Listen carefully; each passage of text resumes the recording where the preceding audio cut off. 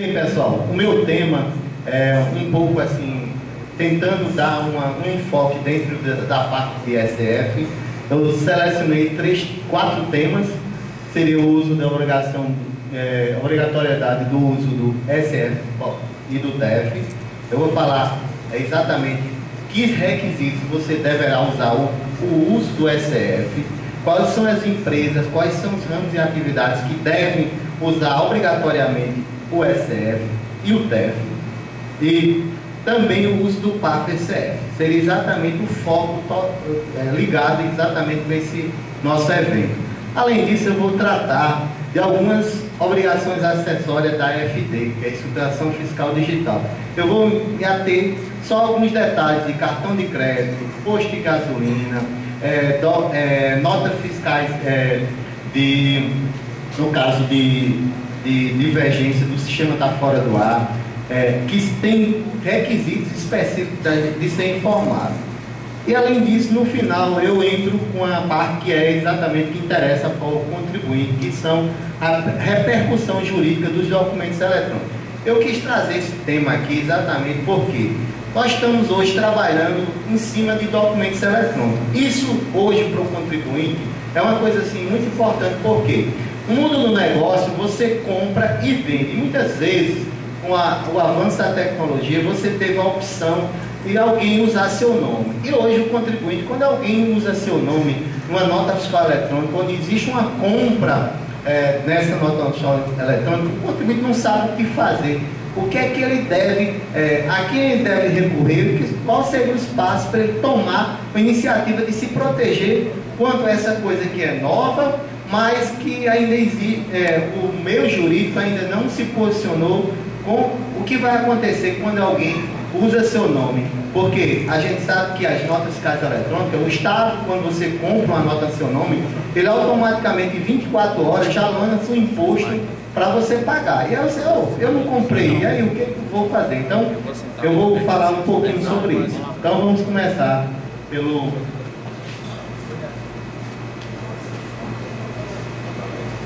Pronto, primeiro uso, que seria o independente da receita bruta anual, esteja classificado em uma das seguintes quinais. Vamos lá. Não, pode deixar aí.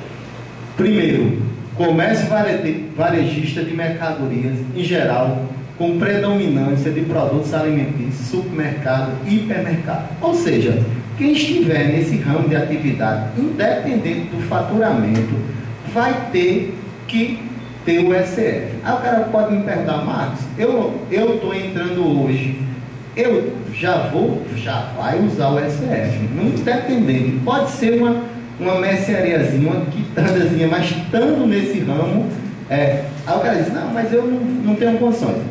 Até o fisco chegar lá, você já sabe que tem essa obrigatoriedade. Então, nesse ramo de atividade, não tem faturamento. Se faturou 10 mil, 5 mil, 2 mil, 3 mil, não interessa. Obviamente, o cara chegar numa quitanda, o cara não vai exigir o SF, mas pela lei está lá, né?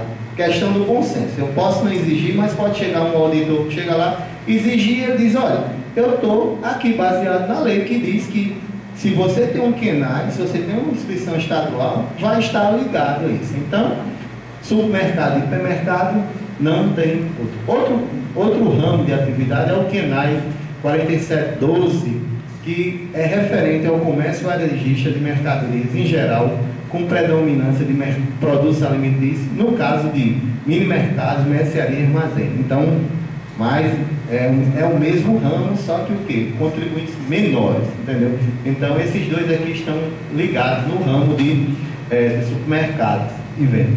O terceiro seria o produto comércio varejista de produtos alimentícios em geral, ou especializado em produtos alimentícios não especificado anteriormente, lojas de conveniência. Então, se você tiver uma loja de conveniência, tudo estiver nesse QNAI aqui. Outra coisa, se você errou o QNAI e colocou esse QNAI aqui e é outro ramo de atividade, infelizmente, chegar lá, o que você vai ter que fazer? Você vai ter que fazer um aditivo no seu contrato social e alterar o QNAI para o correto. Não adianta dizer, não, mas vocês não. Altere primeiro o QNAI, porque ao alterar você sairá da obrigatoriedade. E tem que ser o quê? De direito e de fato. Não adianta eu dizer que não vendo uma coisa e na verdade o cara chega lá e você está vendendo. Então não adianta tentar burlar o fisco, né? O quarto seria o comércio varejista de laticínio e frios, ou seja, padarias, né? Que tiver isso aí. E se for nesse cenário aqui. E por último, a parte de comércio varejista de doces, balas, bombons e semelhantes. Pronto, esses 5 quinais aí, eles são independentes do faturamento. Então, se você se enquadra nesse aí, o fisco poderá e deverá exigir o uso do DSF. Eu gostaria que alguém que tivesse alguma pergunta, à medida que fosse fazendo, pode fazer, porque fica até melhor. Certo? Se alguém tiver, só levantar o braço, e aí faz a pergunta. Ok? Alguma dúvida com relação? O empreendedor individual não usa, não tem obrigatoriedade de uso nem de SF, nem nota fiscal eletrônica, nem DTE, que é o domicílio tributário eletrônico. Por quê? Teoricamente, né, o microempreendedor individual, primeiro, ele já foi feito com o intuito de dar facilidade dele. Então, se eu coloco para ele algumas dificuldades que são impostas aos outros contribuintes, ele, por ser muito menor, ele não teria condições. Então, ele não entra nisso. Agora, se ele quiser, ele pode colocar. Ele vai fazer o pedido e a gente vai conceder. Não tem nada contra isso. Pronto, agora a gente vai falar da obrigatoriedade do uso do DSF com relação não ao ramo da atividade, sim outros parâmetros que o fisco determinou, o fisco do RN, com relação ao uso obrigatório. Então a gente sai agora dos KNAI e vamos ver com relação aos valores da entrada de mercadoria, a receita bruta de vendas e as vendas de cartão de crédito. Então, se você se enquadrar em qualquer uma dessas 3 situações, você terá que usar o SF. Então, o primeiro critério, que tenha adquirido em pelo menos um dos 5 últimos exercícios mercadorias em valor igual ou superior a 100 mil. Esse é um critério interessante, né? Aí você diz, não, mas eu não vendo 100 mil por ano. Eu vendi um ano 100 mil, depois vendi 30, 20. Infelizmente, como você atingiu o patamar de 100 mil reais em um dos últimos 5 anos, você terá que usar o SF. Se o fisco não chegar até você, tudo bem, mas ele chegando, ele vai poder exigir que você... Isso aqui independente do KNAI, de atividade C. Não vai ter.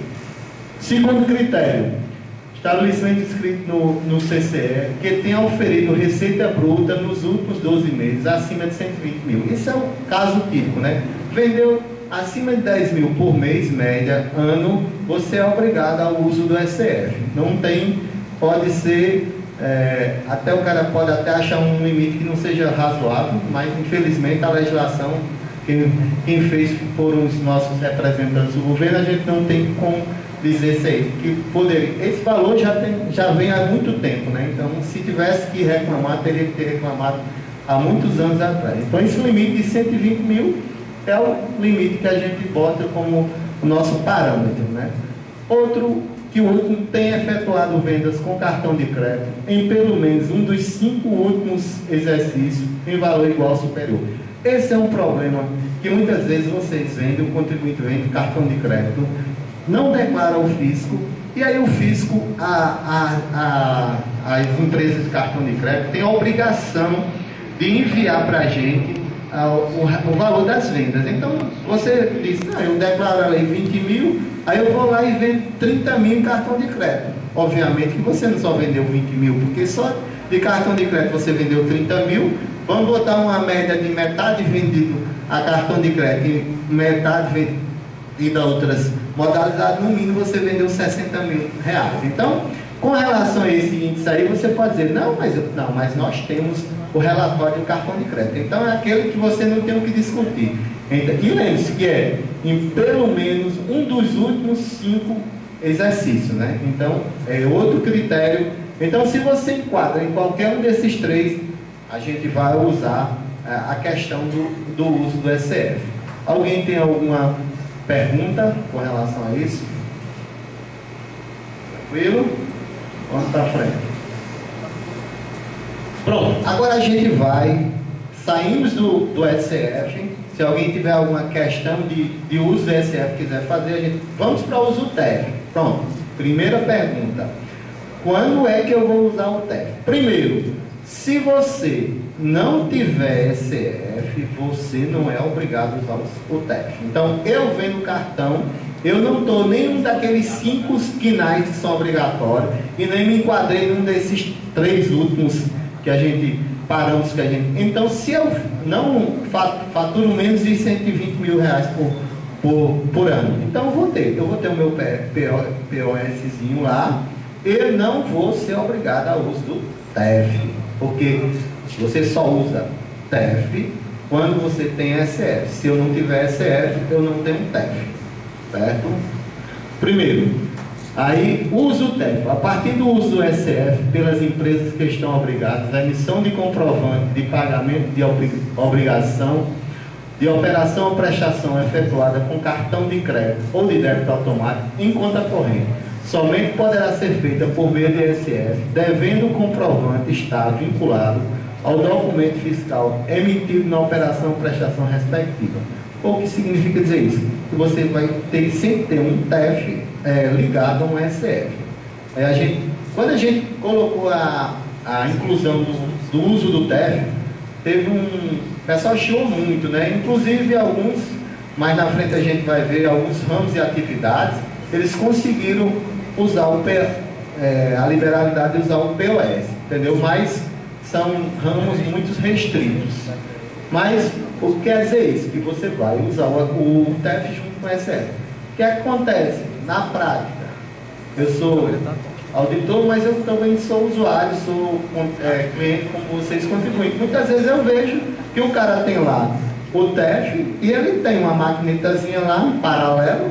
Quando ele vai lá, passa o cartão à venda, esquece o TEFzinho lá e vai fazer a venda. Isso é uma que não poderia, porque toda venda que você faz via cartão de crédito, vocês têm que estar ligado ao TEF. Você está fazendo isso, tudo bem.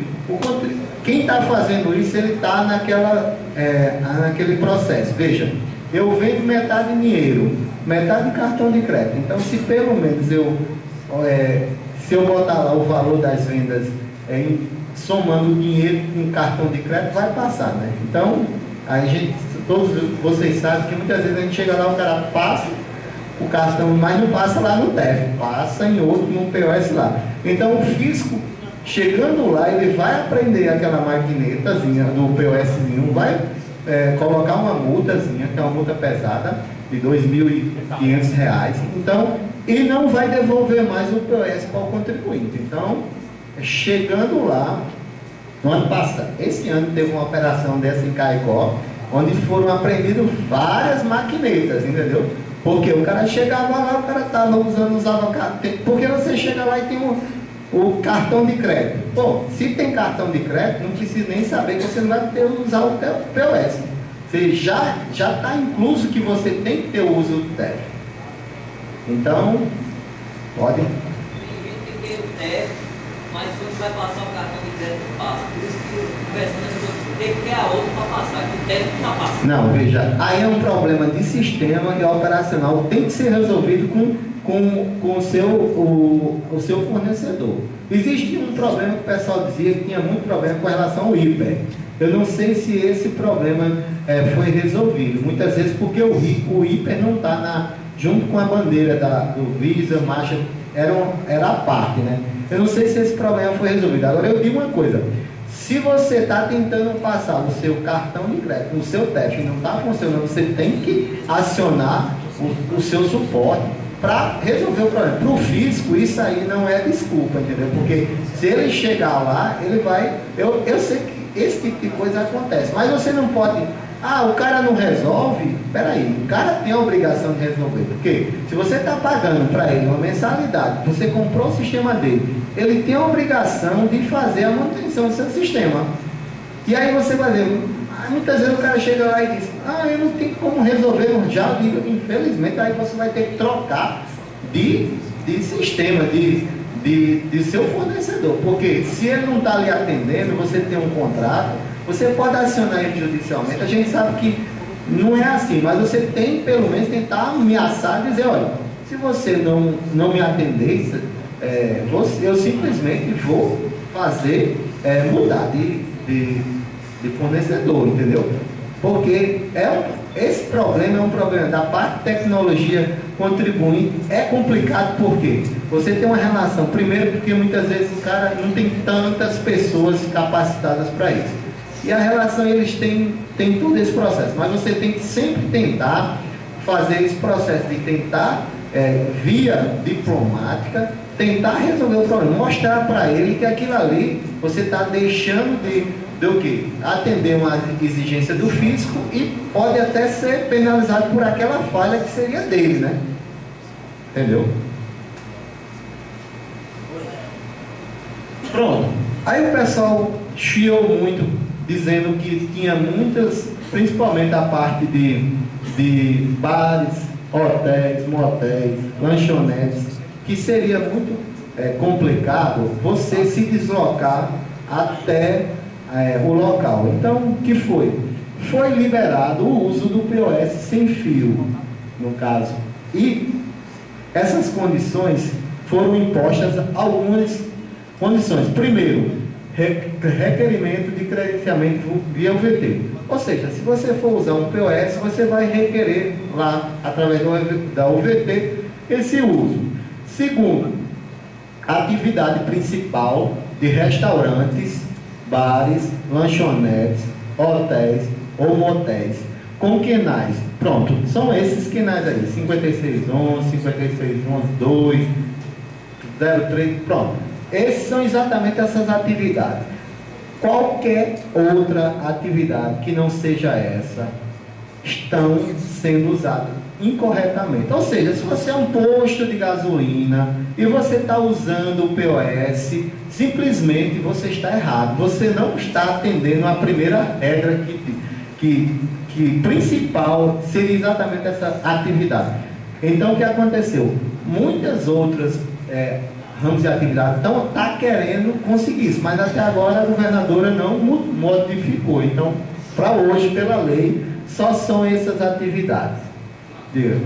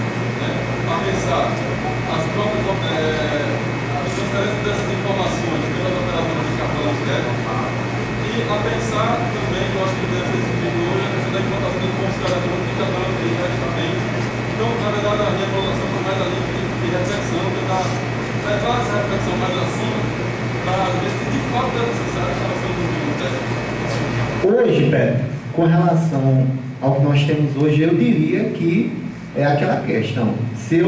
Vou dar um exemplo de um ramo que a gente sabe, vamos ver a parte de boutiques. A gente sabe que hoje o sonho de qualquer dono de loja de boutique seria que suas vendas todas fossem através de cartão de crédito, né? Porque o cara sabia que perda seria apenas 4%, né? 4%, um pouquinho mais, dependendo de como parcelar. Só que a realidade não é essa. A gente tem uma cidade, Natal, a realidade lá deve ser 80% de venda de cartão de crédito, mas em cidade como Caicó, a venda não é dessa forma. Tem promissória, tem cheque, tem pagamento à vista. Então eu diria que seria mais ou menos metade e metade ainda hoje. Então, se você pensar nessa forma, nós ainda temos metade de manobra com relação a isso. Então, agora, quando a gente começar a usar outros mecanismos, tipo cupom fiscal eletrônico, só que o cupom fiscal eletrônico eu terei que emiti-lo. Se eu não emitir, o fisco não vai enxergar aquilo. Na verdade, o que é que se tem feito com relação a essa parte de eletrônica? A gente tem pegado vários sistemas e a gente começa a cruzar as informações. Então, eu tenho receita de cartão de crédito, receita que você informou na GIN ou então no DAS, e aí eu começo a cruzar todas essas informações para ver se o que o contribuinte está informando realmente, de fato, é a venda real dele. Então, na verdade, daqui para frente nós teremos sempre muitos sistemas. Obviamente que essa questão do DEF foi um processo complicado por questão operacional, mas hoje, por enquanto, eu não enxergo pelo menos ser substituído. Até porque o cupom fiscal eletrônico, se você não emitir, o Estado não vai enxergar. A operadora de cartão de crédito manda todas as informações para o Estado. Mas eu digo, se você vendesse tudo a cartão de crédito, realmente não precisava. Mas se você não vende, normal não é vender tudo a cartão de crédito. Então, talvez no futuro, em São Paulo, mas para o Estado do RN a gente sabe que não é tanto assim, né? Nós ainda temos muitas vendas que não são cartão de crédito. Então, até a gente atingir esse nível, eu entendo que o DEF vai funcionar, mas a gente sabe que está mudando rapidamente. Daqui a pouco pode ter outros sistemas que façam isso, mas eu entendo sempre o quê? Que qualquer sistema que ligue a emissão do documento, ele vai estar condicionado a você emitir o documento. Então, se eu não emitir o documento, o fisco não vai saber.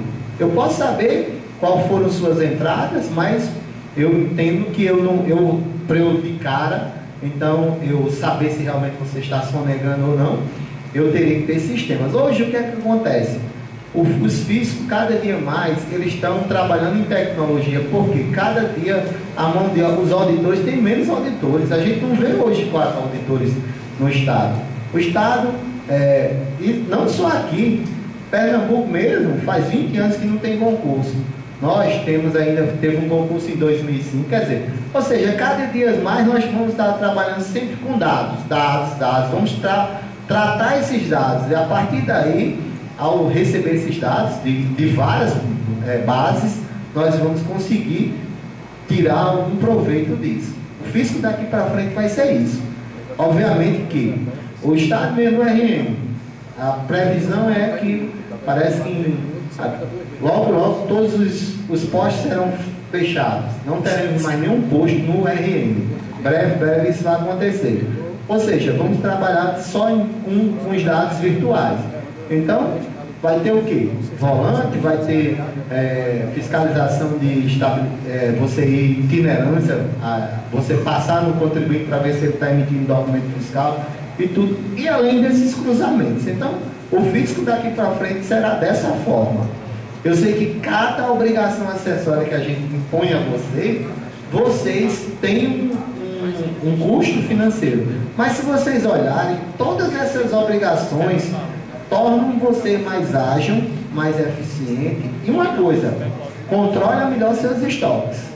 Todo mundo sabe aqui que quem trabalha com muitos itens, é humanamente impossível você controlar os seus funcionários, por mais que eles sejam de confiança, e você conseguir controlar seu estoque. Então, se você começar a usar de forma correta todas essas tecnologias, você terá um controle de estoque, vamos dizer que não 100% do real, que é muito difícil, mas bem próximo do real. E outra coisa, você tem estoque, ou deixar de ter estoque, coisas que ou interessam ou não interessam, realmente isso para o contribuinte, para o empresário, simplesmente isso é uma coisa importantíssima para ele. Primeiro, ele pode estar com estoque que não sai, ou seja, dinheiro que ele está empalhado lá, ou o contrário, está deixando de vender por não ter um estoque correto. Então, eu acho que o empresário ele pode ver muitas vezes uma coisa que é...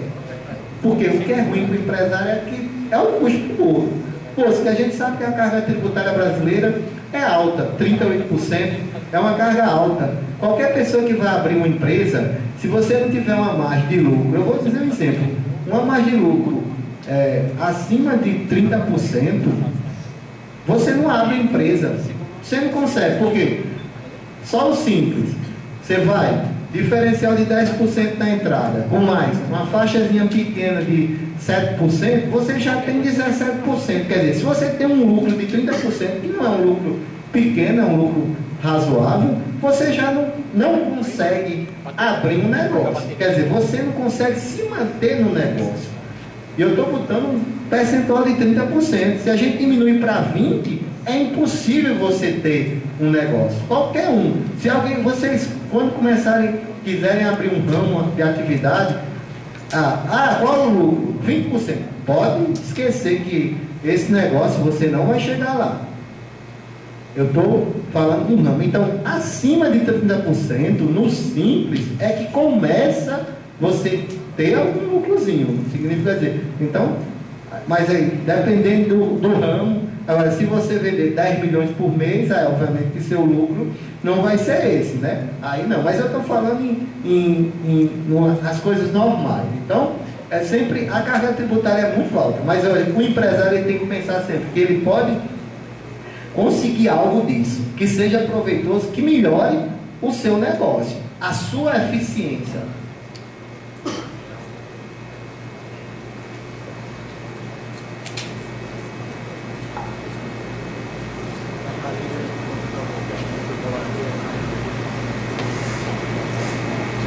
Outro requisito é que o SF tem que ser com memória de fita detalhe. Praticamente hoje, todos os SFs hoje já são com memória de fita detalhe. Seja usuário do TEF, é outro requisito. Esteja regulado com suas obrigações principais e acessórias.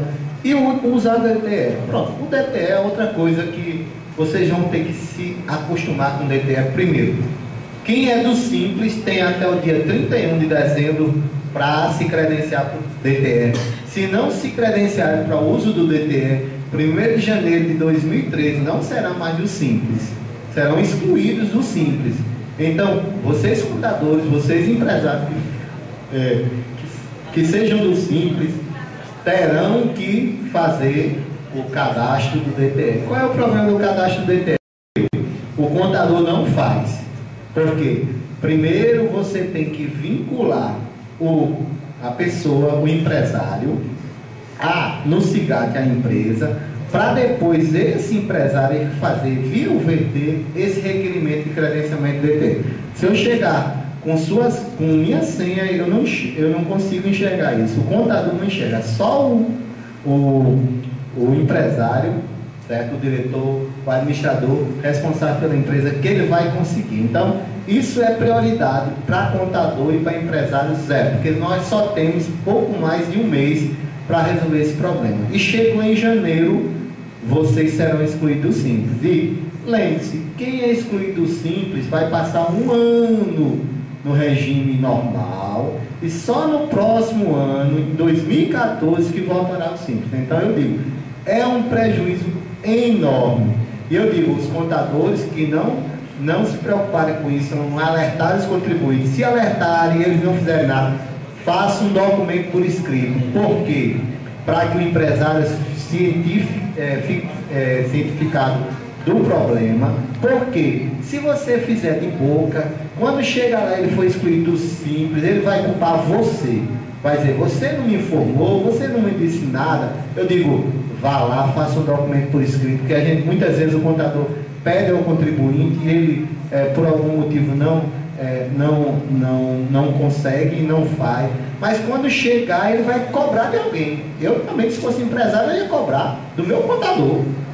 Eu não queria nem saber, ia cobrar dele, porque ele é a pessoa que tem mais acesso à tributação, então ele tem mais condições de saber o que está acontecendo. Então, mas se você já falou com ele, mesmo assim, se mantém inerte, faça um documento, porque aí você, juridicamente, você está precavido. Ok? Só que, para você usar o POS sem fio, você vai ter que ter alguns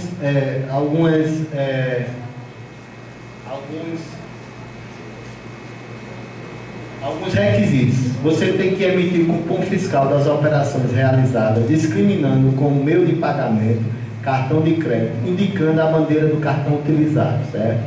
Imprimir no comprovante de pagamento emitido pelo equipamento, o POS, ou qualquer outro equipamento não integrado à OSF, o número de inscrição do CNPJ do estabelecimento do usuário.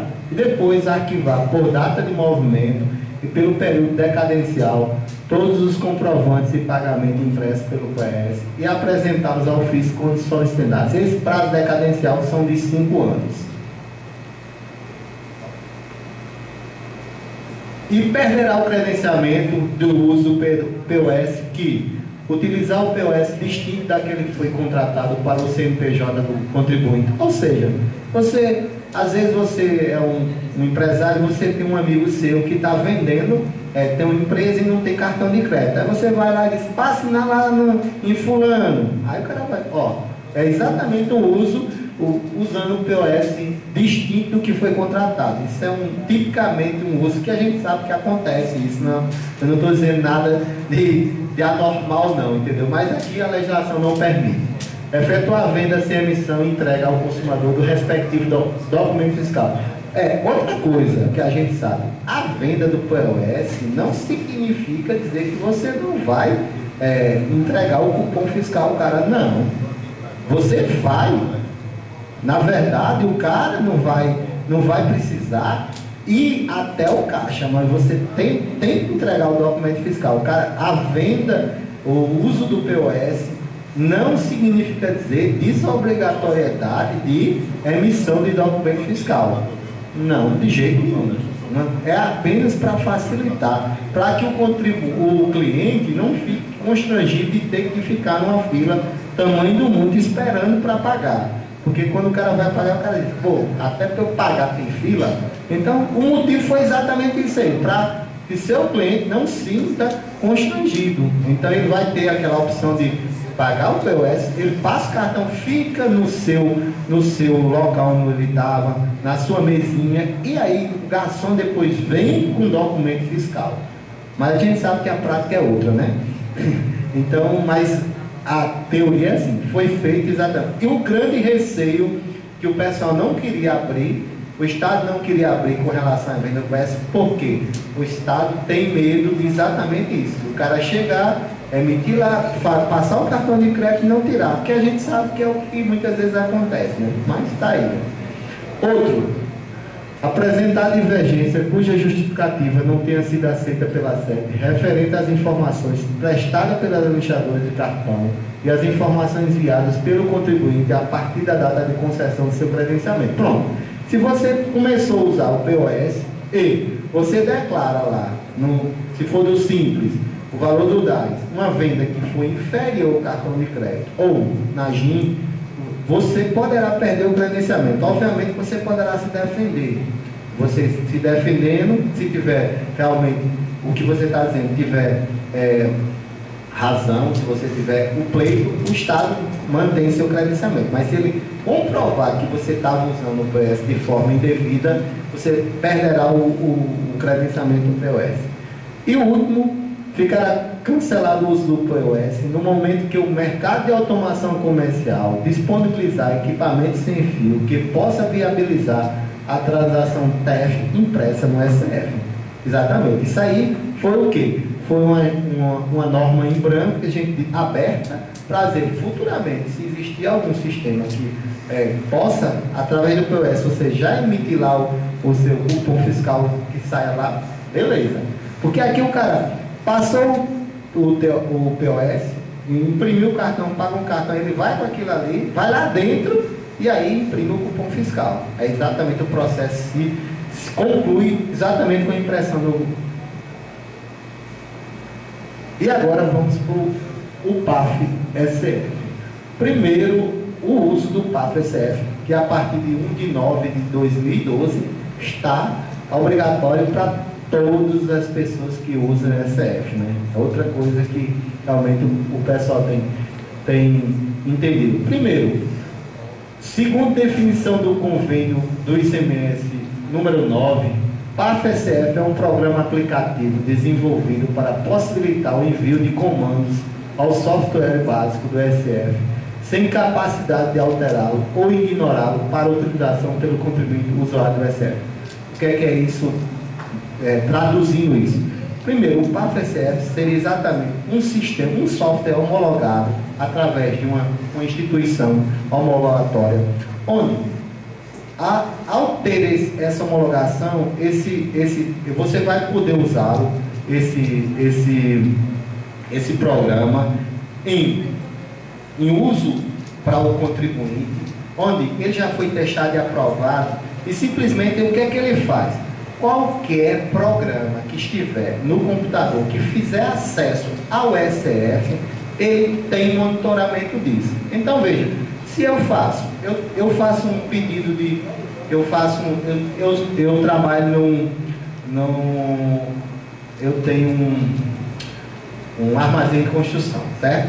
O que acontece no armazém de construção? Muitas vezes você faz pedidos, o pessoal faz um monte de orçamento, porque você vai em 4, 5 e ver qual é o melhor, quem tem o melhor preço. Então, esse pedido, que é um orçamento, o sistema vai ter acesso a isso, o fisco vai ter acesso a todos esses pedidos. Ele vai lá e pede um relatório daqueles pedidos. Obviamente que os pedidos, nem todos não vão se transformar em vendas, mas eu também não posso ter o inverso. Eu não posso ter só pedido e não ter venda. Então, eu tenho que ter uma relação. Então, o fisco vai, através do PAF-SF, que o fisco tem acesso a esses documentos. E o que é que o PAF-SF garante? Que esses programas, eles foram testados. E aí, eles são testados baseados em parâmetros, entendeu? A gente aqui tem a UNP, no estado do RN, e a Federal Credenciada. Então, você, desenvolvedora de PAF-SF, você faz um programa, desenvolve ele, vai fazer esse teste lá, leva para essa instituição e ela dá o ok, não, está dentro dos parâmetros. Esses parâmetros foram definidos em ato COTEP. E qual é a vantagem? Que eu, desenvolvedora, posso vender esse meu software para qualquer estado, assim como qualquer estado pode vender aqui no RN. Então, diante disso, o estado passou a exigir o PAF-SF. Mas na frente a gente vai ver os passos deve ser instalado de forma a possibilitar o funcionamento do SF, independentemente da rede, ainda que eventualmente a utilize, exceto quando destinada à utilização exclusiva para o transporte de passageiros. O que quer dizer isso? Para você ter acesso ao SF, não vai ter que estar ligado à rede. Você tem que imprimir o seu cupom fiscal, independente de estar ligado à rede ou não. E por último, deve estar integrado ao sistema de gestão e retaguarda para viabilizar a utilização, considerando como integração a capacidade de importar e exportar dados respectivamente. Então, vejam, quando eu estou dentro de um programa de automação bancária, eu tenho automação bancária não, automação comercial, né? Eu tenho o quê? Vários serviços lá. Então, eu tenho emissão duplicadas, pedidos de cliente. Então, isso tudo vou estar numa plataforma de sistema de gestão, que vai estar tudo integrado via PAF. Se ele tiver alguma influência dentro do SF, ligado a alguma relação de venda, isso foi avaliado lá na homologação do PAF-SF. Pronto, agora vamos os passos para o uso do SF. O PAF-SF. Toda empresa que usa SF está obrigada, desde 1 de novembro de 2012, ao uso do PAF-SF. Não tem mais boquinha, né? Chegar o fisco lá, ele vai pedir isso. Depois, empresa desenvolvedora deverá ser detentora de laudo de análise funcional de PAF-SF, cujo parecer conclusivo não tenha constatado não conformidade. É exatamente isso que eu tinha falado antes, exatamente essa homologação das empresas fornecedoras de PAFECF. Então, isso é feito através do CONFAZ. Ele homologa e é publicado no Diário Oficial da União, dizendo que aquela empresa pode usar, vender o PAFECF para as empresas poderem usar. Depois, essa empresa desenvolvedora deverá estar credenciada perante a SET, cujo credenciamento esteja em vigor. O que significa dizer isso? Que qualquer empresa que vá usar, vender esse software, tem que estar credenciada aqui do RN, porque ela pode ser de São Paulo, ela está credenciada em São Paulo, na Paraíba, e ainda não ter credenciada aqui. E aí, o que é que acontece? Uma empresa, quando vai fazer isso, ela tem que dar uma fiança, uma garantia de R$400 mil, ou fiança bancária. Então, normalmente, os contribuintes têm reclamado do preço do PAFECF. Mas veja, um dos motivos que eu enxergo além de ser uma tecnologia que teve um custo de implantação, ainda tem esse pequeno requisito que o Estado do RN aqui mesmo incluiu um valor de fiança ou de garantia, né, de R$400 mil. Quer dizer, então não é qualquer empresinha que vai ter esse software. Primeiro, porque você já tem que ter no mínimo R$400 mil de patrimônio para garantir, né? Ou então fazer uma fiança bancária de R$400 mil, que você vai ter um custo financeiro disso. Então já começa daí o problema. E por último, você tem que fazer, aí esse pedido de autorização do uso do PAFECF é o contribuinte que vai ser o usuário do PAFECF. Exatamente junto com o anexo 172. Eu tenho mais 15 minutos para eu fechar? Pronto, vamos lá. Vamos agora para o terceiro tema, obrigações acessórias da FT. Eu só vou falar aqui não é só algumas coisas. Primeiro, se o contribuinte deixar de escriturar no livro fiscal próprio documentos fiscais dentro do prazo regulamentar, vai pagar uma multa de 15% do valor comercial do mercadoria. O que quer dizer isso? Veja, as multas da FD, do RN, ainda não foram regulamentadas, ou seja, a Assembleia não votou isso. Então, hoje, a grande maioria das infrações de FD não tem infração, mas só que essa tem, porque essa está lá no regulamento e não vai mudar. Então, se você deixar de escriturar, você vai na GIM, declara o valor do imposto pago e você não escritura isso na FD, se o fisco lhe fiscalizar, você vai pagar 15% das suas entradas e saídas. Quer dizer, se no mês você entrou 1 milhão e saiu 1 milhão e 300, você vai pagar 15% de 2 milhões e 300. Quer dizer, um valor altíssimo. Então, não adianta estar na GIM e ser pago, porque você tem a multa. Então, muitas vezes o cara trabalha com SCF, esqueceu de fazer o registro de reduções Z, está lá, pagou tudo, mesma coisa, vai estar simplesmente. E essa multa aí, a gente cobra na hora. Por quê? Porque não precisa de regulamentação, certo? Essas outras que eu vou falar aqui, precisa de regulamentação. Isso tudo aqui que eu vou falar a partir de agora, é o bloco 1, lá da escrituração fiscal digital. Então, eu tenho registro de informações sobre exportação. Veja, eu tenho que mandar isso lá no bloco 1, através dos registros 1100, 1105 e 1110. Então, isso é obrigatório apenas para quem trabalha com exportação. Se você não trabalha com exportação, você não é obrigado. Agora, se você trabalha e não está mandando, quando o FIS for fiscalizar você, ele vai ver que você não está mandando esses registros aí no bloco 1. O que é que ele vai fazer? Vai multar você. Depois, posto de combustível. Veja, nós temos combustível, nós temos movimentação diária de combustível, tem um registro específico, movimentação diária de combustível por tanque, volume de vendas, bombas, latas de bomba e bicos de bomba. Ou seja, tudo que tem no posto de gasolina hoje tem que ser informado na FD. E eu sei que isso não está sendo feito muito por aí. Então, isso é obrigação. Então, o fisco vai bater a porta dos contribuintes que trabalham com combustível, porque está na legislação. Isso não é feito. Outra obrigação lá com relação a cartão de crédito. Total das operações com cartão de crédito ou débito. Ou seja, se você é normal, escritura FD, tem que botar no bloco 1 o valor total das vendas com cartão de crédito. Depois, uso de documentos. Vejam, se você pega um documento, você usa um formulário de segurança. Eu acho que hoje na nossa região são poucos contribuintes que têm formulário de segurança.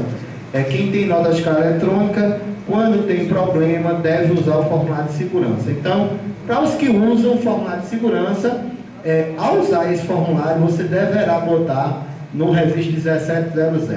E, se você inutilizar esse documento, você vai usar no registro 1710. Então, se você fez isso e não colocou, o fisco poderá multar você. Aí, hoje ainda não existe essa multa, mas existe uma multa genérica de R$50. Então, a gente ainda pode usar essa multa genérica de R$50. Bem?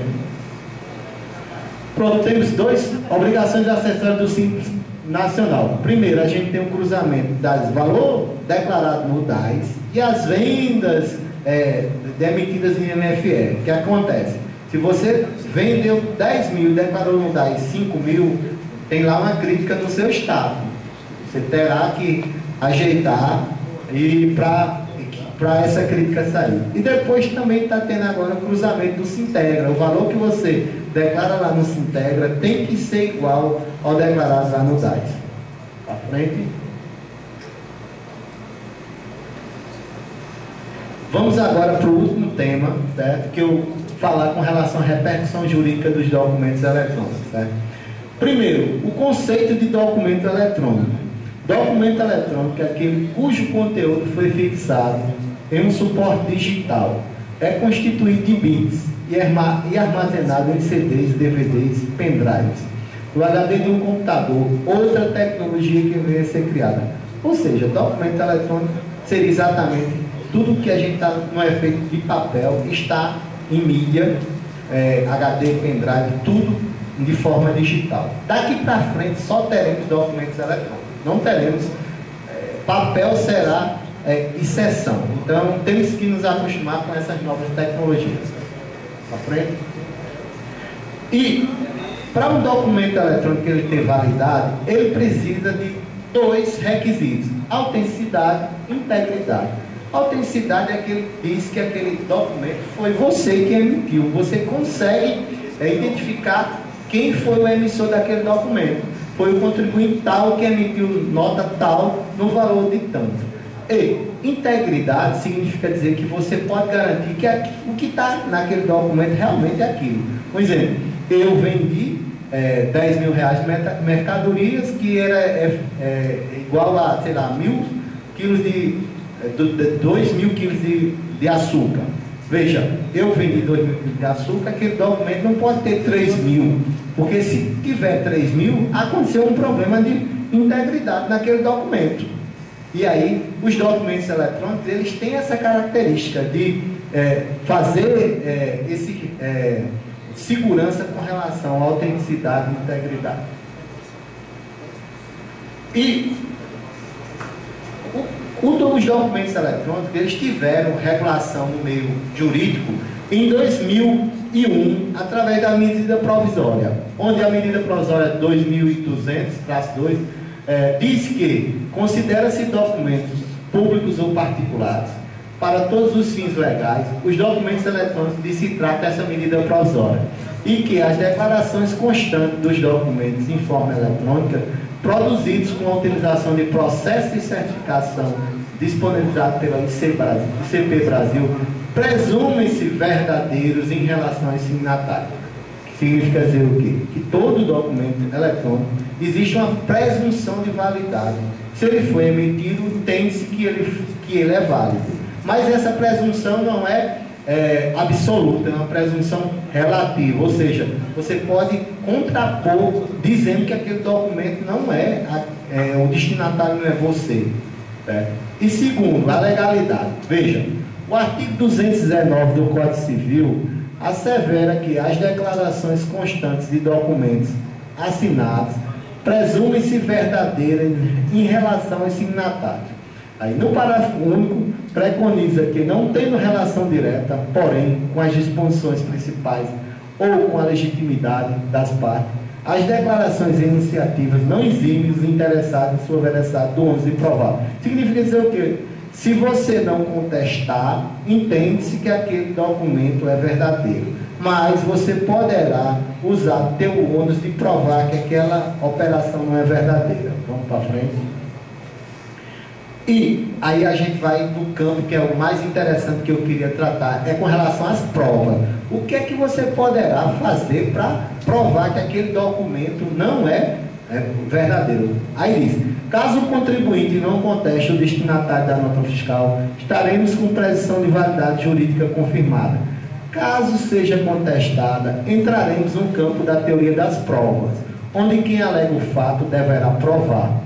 O inciso 1º do artigo 333 do Código de Processo Civil assevera que o ônus da prova incumbe ao autor quanto ao fato constitutivo do seu direito. Vamos dar um caso prático agora para a gente fechar isso aí. Vamos dizer que um contribuinte aqui, ele nunca comprou de um fornecedor de São Paulo, certo? Aí ele vai e vê no seu extrato lá que tem 100 mil reais, 10 notas de 10 mil com destinatário.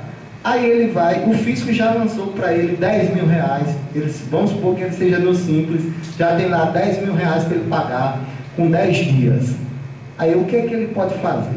Primeiro, se ele nunca comprou, ele vai lá na polícia, faz um boletim de ocorrência confirmando que nunca comprou. Beleza. O boletim de ocorrência, tanto a jurisprudência entende que ele faz prova. Ou seja, se eu chego lá e digo que não comprei, isso é uma prova. Mas só que essa prova ela pode ser desconstituída. Então, muitas vezes a gente, na prática, a gente viu o cara dar um boletim de ocorrência para a gente que não comprou, e quando a gente vai lá e fala com o contribuinte, o vendedor, ele tem uma declaração do cara dizendo que vendeu. Então eu tenho dois boletins de ocorrência, um cara dizendo que ele comprou e o outro dizendo, ele mesmo dizendo que comprou, e o outro ele mesmo afirmando que comprou. Veja, então não é só chegar lá e fazer um boletim, aquilo não quer dizer nada. Pode ser prova, um exemplo, se eu nunca comprei e eu estou garantindo que não comprei. Então veja, se o fisco quiser cobrar de você e ele não aceitar o argumento, você vai dizer o quê? Tá bom, então traga o canhoto da nota, onde o canhoto da nota vai ter a pessoa que recebeu a mercadoria. Aí o fisco é que vai ter que provar a você. Mas veja, isso se você nunca comprou. Beleza, se você nunca comprou, você vai lá, faz um boletim de ocorrência, você praticamente vai se eliminar do. Agora, se você rotineiramente você compra, aí já não vai adiantar aquele boletim de ocorrência, porque você já tem uma relação comercial. Então o fisco vai entender que você deverá tentar resolver com ele para saber o que foi que aconteceu com aquela nota. Então, aí você vai conseguir, aí vamos supor que você disser, não, eu não comprei mesmo, o cara lá fez isso, mas se ele fez, por que ele não tirou uma nota de devolução? Porque você falou com ele para ele não tirar uma nota de devolução, já que a mercadoria não saiu. Aí vamos supor que mesmo assim você não conseguiu nada disso. Aí você entra, aí vai acontecer, o fisco vai mandar fazer uma diligência na origem para ver se o quê? Se realmente quem está falando a verdade. Há um exemplo. Aí vamos supor que você disse que não comprou e na verdade ele tem lá uma duplicata no seu nome, tem um comprovante de depósito na sua conta. Então, a questão do campo de prova é assim, não adianta você dizer que não fez sem ter feito, então na verdade você terá, se tiver condições, se você realmente não comprou aquela mercadoria, você conseguirá se não administrativamente, porque o fisco pode não entender os seus argumentos, aí você, via judicial, você vai entrar. Agora, ao entrar judicial, você vai, duas coisas. Primeiro, você vai entrar judicialmente para o fisco não cobrar aquele valor, provavelmente você já terá pago, né? Então você já não vai mais cobrar do FIS, mas você vai cobrar do emitente exatamente o quê? Que ele pague o que você pagou, mais o constrangimento, perdas e danos por você ter sido usado seu nome. Então, é exatamente isso. Então, a questão de prova, a gente ainda... Por que tem isso? Porque tem a presunção relativa dos documentos eletrônicos. Então, até prova o contrário, eles são válidos. Mas se você tiver alguma prova que você conteste aquele processo, você poderá fazer a contestação daquele processo. Obrigado, pessoal.